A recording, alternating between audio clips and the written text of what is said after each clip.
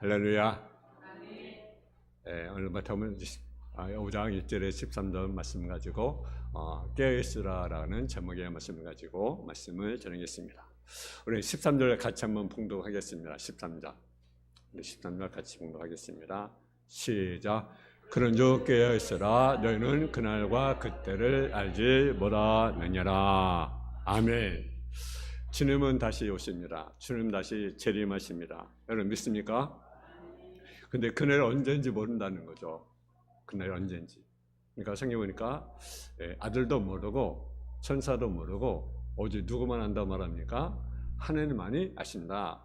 예수님이 재림을 하는 것은 분명한 사실인데 그 날짜는 아무도 모른다는 거죠. 그러니까 사람은 전혀 알 수가 없는 거죠. 오직 하나님만이 아실 수가 있다라는 거죠. 그날이 아침이 되든지 저녁이 되든지 우리는 전혀 알지 못합니다. 그 때문에 깨어있어야 하는 거죠. 만약 집주인이 도저히 어느 때에 이 줄 알았다면 그 집을 뜯지 못하게 미리 대응했을 것입니다. 그러나 도적은요 선전포고하지 않고 남의 집에 담을 넘습니다. 그리고 물건을 무시해 훔칩니다.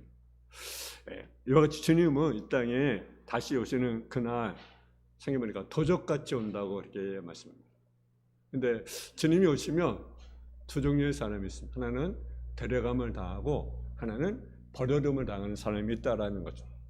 모든 사람이 악인을 선인으로 뚜렷이 나뉘게 될 것입니다. 믿는 자와 믿지 않는 불신자가 구분되고 믿는 자는 영생의 복을 받게 되고 믿지 않는 자는 영원한 형벌, 멸망, 심판의 저주를 받게 될 것입니다. 우리는 예수를 믿고 하나님의 말씀대로 살아서 영생하는 자리에 나아가야 될 줄로 믿습니다. 그러겠으면 그날이 다가올수록 항시 깨어서 준비하는 삶을 살아야 된다라는 거죠. 예수 우리에게 그날이 다가올수록 깨어있는 심령 되기를 원하면서 오늘 열천의 비유를 우리에게 말씀해 주고 있습니다. 이스라엘 결혼 풍습은요 우리는 다른. 우리나라 결혼 풍습 어떻습니까? 결혼식 날 우리가 초청을 해서 음식을 나눠 먹습니다. 근데 유대인들은 그렇지 않습니다. 결혼 전날 그 신랑과 신랑 친구들이 모여서 잔치를 벌입니다. 그리고 그러면 어디로 갑니까? 이제 신부집을 찾아갑니다. 근데 신부집을 찾아가는데 이제 결혼을 하고 신부집을 찾아가는데 그때 언제 간다고 알려지지 않습니다. 그러니까 항시 이 신부나 또 들러리들은 항시 준비를 하는 거예요. 뭘 준비합니까? 기름과 등을 준비하고 늘 깨어있는 겁니다. 그러니까 신랑이 오라라고 외칠 때 준비되지 못한 그 들러리들은 신랑을 맞이할 수가 없는 겁니다. 그래서 그날 다시 모여서 갑자기 결혼식이 이루어집니다. 그리고 결혼식이 이루어진 다음에 다시 그 신랑과 또 신부와 또 들러리 그 신부의 친구들이죠. 다시 신랑 집에 가서 거대한 성대한 잔치를 벌이게 됩니다. 이것이 유대인의 풍습이에요. 오늘 본문에 보니까 나온 10명의 처녀들이 있습니다. 신부의 들러리로서 신부 집에 나오는 신랑 일행을 맞아 신랑 집에 벌이는 혼인제에 들어가기 위해서 기다리는 중이었습니다. 이때 신랑은 보통 저녁에 나오지만 혹시 늦은 한밤중에 나오기로 하였는데 신부의 들러리들은 저녁 무렵에 등을등으로 나가서 신랑을 기다렸던 것입니다. 만약 들러리 선 처녀들 중에 등불을 들지 못하는 사람들이 있다면 그녀는 불청객 취급을 받아 혼인제에 참여할 수가 없습니다. 근데 오늘 본문에 보니까 35처녀와 미련 5처녀가 등장합니다. 미련 5처녀는 등은 준비했는데 기름 준비하지 못했습니다. 근데 지혜로운 신부는 기름도 준비하고 등도 준비했습니다. 여러분 예수님이 오실 때 역시 마찬가지입니다.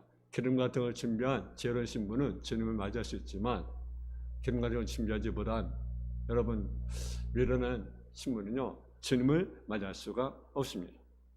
여러분 그래서 어떤 이는 헌제에 참여하고 어떤 이는 밖에서 슬플며 이를 가게 될 것입니다. 여러분 만일 대학의 입시 시험을 재학생이 단 한 점 차이로 불합격이 되었다고 한번 생각해 보세요. 얼마나 엉뚱합니까? 얼마나 억울하겠습니까? 우리가 예수를 믿는 것도 이와 같다고 생각합니다.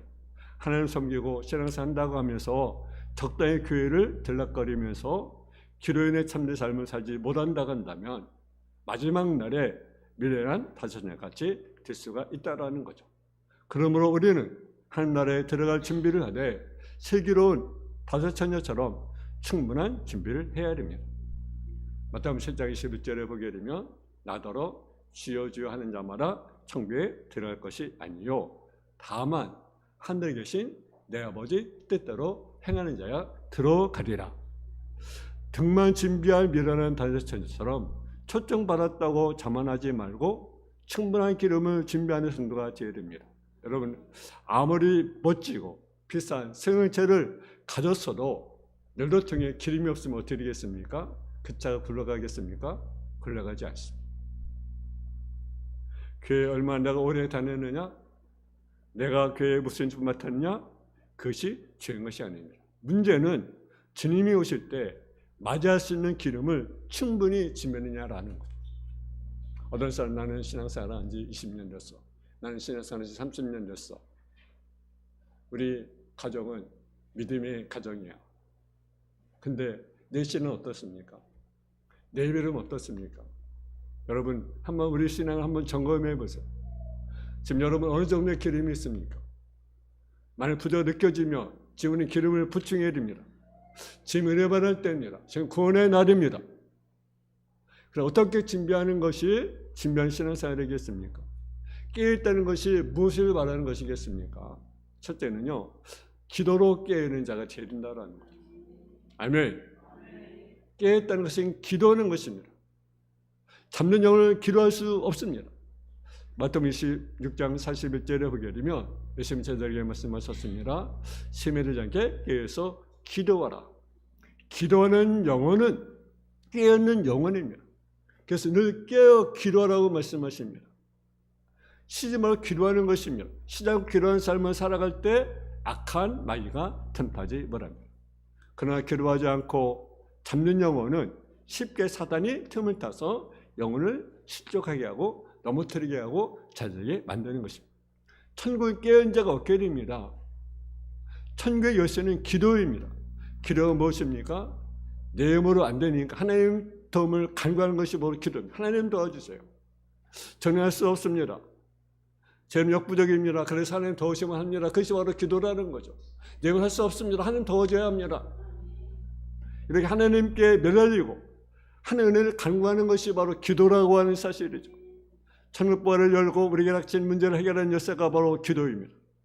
기도에 이런 능력이 나갈 수가 없다는 사실입니다. 또 기도는 등잔에 있는 불꽃을 청명히 밝히는 기름과 같습니다.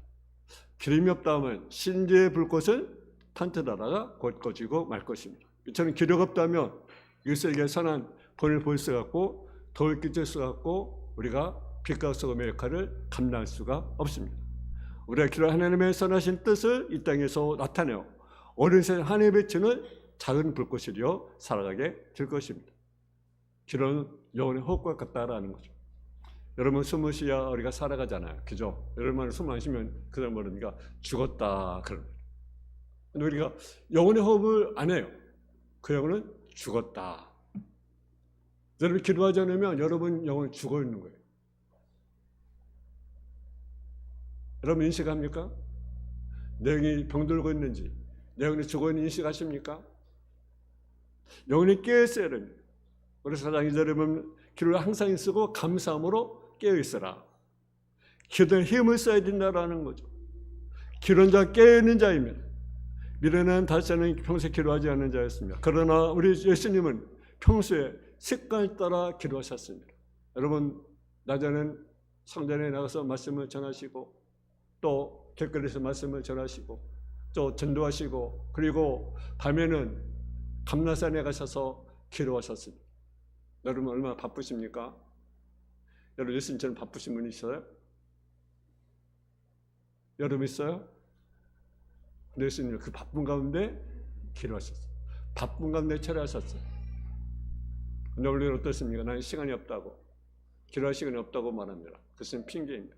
우리는요 걸어가면서도 기도할 수 있어요. 차를 타고도 기도할 수 있습니다. 할렐루야. 두 번째는 말씀으로 깨어있어야 된다라는 거예요. 비록 다윗은 등을 가졌지만 기름을 준비하지 못했습니다. 그러나 세계로는 다윗 자녀는 등과 함께 기름을 준비했습니다. 등은 예수님을 구주로 깨닫고 마음으로 믿는 것을 말합니다. 그리고 기름은 예수 그리스도의 말씀인 것을 알고 모든 현실에서 말씀대로 사는 것을 말합니다. 이렇게 어떤 사람은 반문할지 모른다. 믿음만 가지고는 구원받지 못하는 것 아니냐? 그렇지 않습니다. 여러분 성경 분명히 말씀합니다. 누구든지 그런 자는 멸망한테 영생 얻는다. 예수를 믿으면 누구든지 우리는 뭘 받습니까? 구원을 받습니다. 그러나 믿음과 행함은 따로따로 분리해 보지 않습니다. 여러분 믿음과 행함은 떨어질 수 없는 것입니다. 그래서 야고보서 2장 20절에 보면 영혼의 마음이 죽은 같이 행함이 없는 믿음은 죽은 것이라. 만약 우리 믿음이 있느라 하고 행함이 없으면 무슨 일이 있겠느냐? 행함이 없는 믿음은 진정 믿음이 아니라는 거죠. 그래서 믿음의 증거는 자연적으로 행함으로 나타내게 됐다라는 거죠. 시리전에 저는요 행한 자였습니다. 즉 말씀을 듣고 지켜 행하는 자였다는 사실.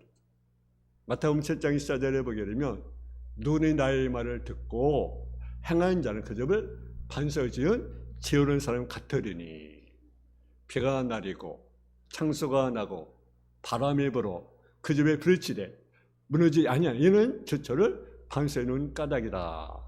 근데 나의 말을 듣고 행하지 아니하는 사람은 그 집을 모래에 지은 어리석은 사람 같다. 비가 내리고 창수가 나고 바람이 불어 그 집에 부딪히매 무너져 그 무너짐이 심하니라. 여러분 우리는 어떤 곳에 우리가 집을 짓습니까?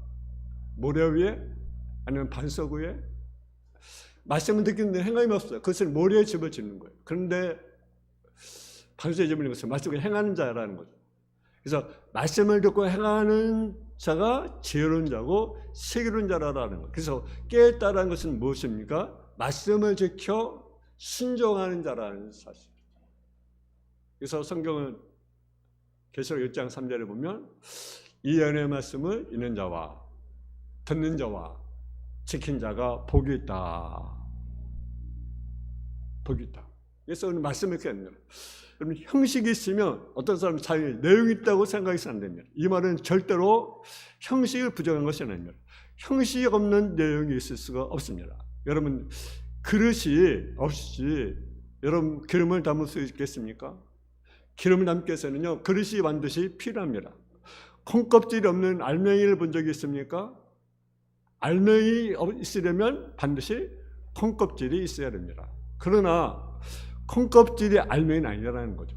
그릇이 기름은 아니라고 하는 거죠. 그러니까 내용이 있을 때 형식은 내용을 표현하는 아름다운 사건일 수 있다는 거죠. 그러니까 형식 그 자체가 잘못이 있는 것이 아닙니다. 그러나 내용이 없는 형식은 실제로 없다는 사실을 우리가 알아야 된다는 거죠. 그래서 우리는요 믿음에는 무엇이 따릅니까? 행함이 반드시 따른다는 거죠. 여러분 우리는 기름을 준비하지 못하고 형식 참여만 하는 어리석은 다섯 자녀처럼 형식만 채우지 않는지 돌아봐야 된다는 거죠. 우리가 주일마다 예배에 참사하는 사실 때문에 하나님 우리를 그래 부르지 않는 사실 기억해야 됩니다. 중요한 것은 우리 속에 시행의 내용이 있느냐, 내용 없는 형식은 아무런 의미가 없다는 사실이죠. 그때 그 내용의 알맹이 무엇이 있습니까? 바로 말씀을 듣고 행하는 것, 즉 순종하는 것이라는 사실입니다. 제가 금요일날 그 설교에 그런 건데 했습니다. 그런 내용을 그런 얘기를 했습니다. 바보 같다. 바보가 어떤 자가 바보냐? 바보는 바로 어떤 자가 바보입니까? 바보는요 그대로 행한 자 봐. 그대로 행한 자.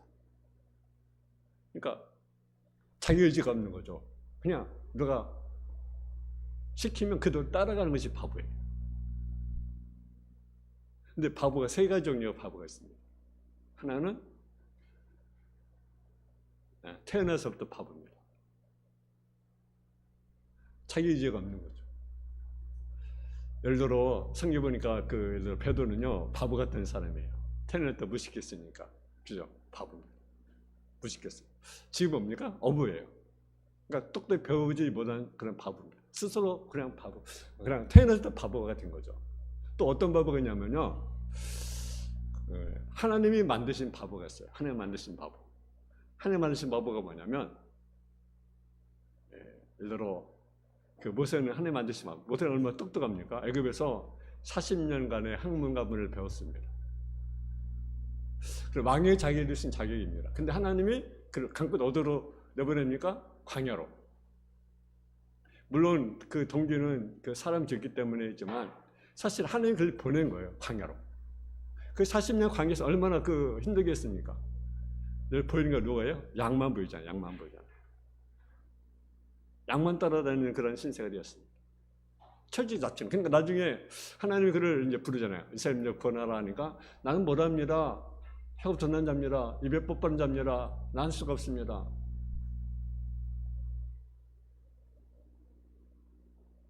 또 누가 또 바보입니까?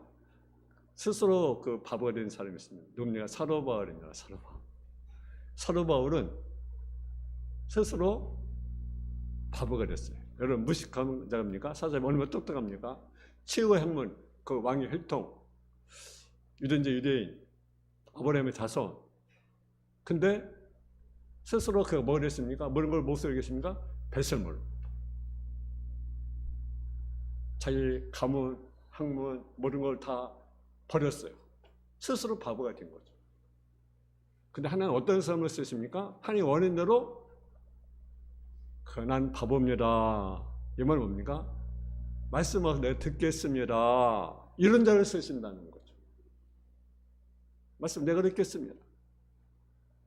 무엇을 말씀하신 네, 순종하겠습니다. 괴로 어떤 삶을 쓰십니까? 어떤 삶을 하나님 기뻐하시겠습니까? 말씀을 내가 듣겠습니다. 여러분 그런 자가 되기를 원합니다. 세 번째는 소망주에 깨어있어야 된다라는 것. 천국은 깨어있는 자가 얻게 된다라는 것. 이 말씀은 천국에 들어간 자는 천국의 소망을 두고 살아야 한다는 사실입니다. 천국의 소망을 두고 사는 자는요, 현실에 안주하지 않고 내일을 바라보면서 사는 자입니다. 미로는 다사천년은요, 현실에 안주했지 내일을 생각하지 않고 살았습니다. 그래서 등에 기름을 준비하지 않았습니다. 그러나 세계는 다사천년은 분명히 소망을 간직하고 내일을 준비하면서 살던 자였다는 사실입니다. 그래서 등에 기름을 준비하여 언제 될지 모르는 신랑을 맞이할 준비를 했던 사실을 우리가 보게 됩니다. 오늘 본문 마태복음 25장 10절에 보게 되면 우리가 10절을 한번 보겠습니다. 10절 10절 시작. 그들의 살아간 사이에 신랑이 오므로 준비했던 자들이 함께 혼인잔치에 들어가고 문은 닫힌지라. 아멘. 여러분 혼인잔치는 문이 닫히기 전에 들어가야 합니다. 문은 예수 그리스도를 가리킵니다. 로마 10장 9절에 보면 내가 문이니 눈이 나로 말미암아 들어가며 구원을 받고 또 들어가며 나오며 꼴을 얻으리라. 이제 누구는 구원의 소망이 있습니다. 그러나 언제까지나 구원의 문이 열려있지 않습니다. 언젠가는 구원의 문이 닫혀버릴 때가 있습니다. 그날은 멀리 있는 것이 아닙니다. 가까이 우리 앞에 다가온다는 사실. 미련하셨잖아요. 그때 가서 비로소 소리쳐 주여 우리에게 열어주소서. 다급한 소리로 외쳤습니다. 우리에게 열어주소서. 근데 주님은 단호히 거절합니다. 내가 너희를 알지 뭐라노라. 여러분 문이 닫히면 여러분 늦었습니다. 한번 닫힌 구원의 문은요 다시 열리지 않습니다. 주님은 지금 오라고 부르십니다. 그러나 예수님이 재림은 그날에는 더 이상 오라고 부르지 않습니다. 오고 싶어도 올 수가 없습니다. 그렇기 때문에 우리가 살아있는 지금이 은혜 받을 때라는 거죠. 구원의 날이라고 하는 거죠. 기름을 주면 귀는 항상 열려있는 것이 아닙니다. 바로 지금이라는 거죠. 내일을 미뤄서는 안 됩니다. 우리 문이 닫힌 그날 그 시를 알 수 없기 때문에 지금 준비하고 깨어있어야 된다는 거죠. 바라기 예수님 나의 구조를 응접하고 나의 소망을 이 땅에 두고 사는 것이 아니라 영원한 천국의 소망을 두고 언제나 말씀에 깨어있는 성도가 되시기를 주님의 이름으로 축원합니다. 우리는 교회 항상 있다고 생각을 합니다. 여러분 착각하는 거죠. 마음마음에 교회 나갈 수 있다고 생각합니다. 마음마음에 성경할 수 있다고 생각합니다. 마음마음에 언제든지 교회 봉사했다고 생각합니다. 그러나 삶의 기회는 언제 주어지는 것이 아니라는 사실입니다. 어제 토요일 보니까요, 전화가 왔어요. 왜 나왔더니 우리 권사님하고 집사님하고 선생님이 교회 청소하러 이렇게 오셨더라고요. 얼마나 기쁜지, 제가 얼마나 반가운지. 여러분, 봉사 승리가 항시 있는 것이 아닙니다. 이런 성경에도 항시 주어진 것이 아닙니다. 구원이 항시 있는 것이 아닙니다. 우리가 늘 영혼대로 준비해야 되는 것입니다. 어느 한순간 내 인생의 계문이 닫혀버릴 수가 있어요. 그래서 성경 말하잖아요. 보라, 지금 은혜 받을 때, 지금 구원의 날이로다. 지금이 바로 이것은 구원에 참여할 때라는 거죠. 믿으시기 바랍니다. 예수를 나의 하나님으로 믿고 이 믿음을 가지고 소망적으로 살아가야 된다는 거예요. 그리고 하나님의 소망을 가지고 있는 사람은요, 어떤 역경이나 환난이나 그 어려움이 닥쳐도 좌절하지 않습니다. 낙심하지 않습니다. 소망은 잠든 영혼을 깨우고 젊은 읍에 허덕이는 영혼들에게 새로운 활력과 본을 얻게 합니다. 믿으시기 바랍니다. 여러분, 주님 우리에게 깨우치라고 말씀합니다. 왜 깨우쳐야 합니까? 주님은 언제 올지 우리가 모르기 때문입니다. 도저히 예고 없이 찾아오는 법이 없습니다.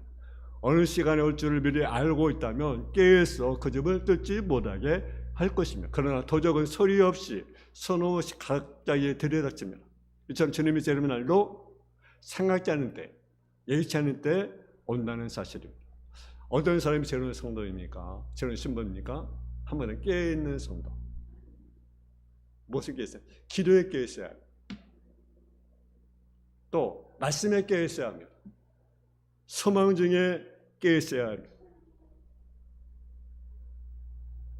여러분, 우리가 이 마지막 때 우리가 깨어서 늘 기름 같은 걸 준비하는 지혜로운 성도 여러분 다 되어지기를 주님의 이름으로 축원합니다.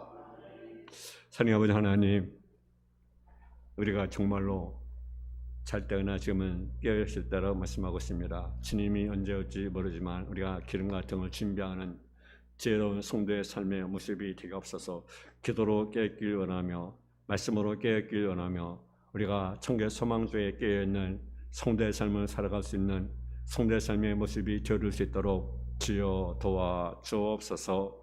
예수님의 이름으로 기도했습니다. 아멘.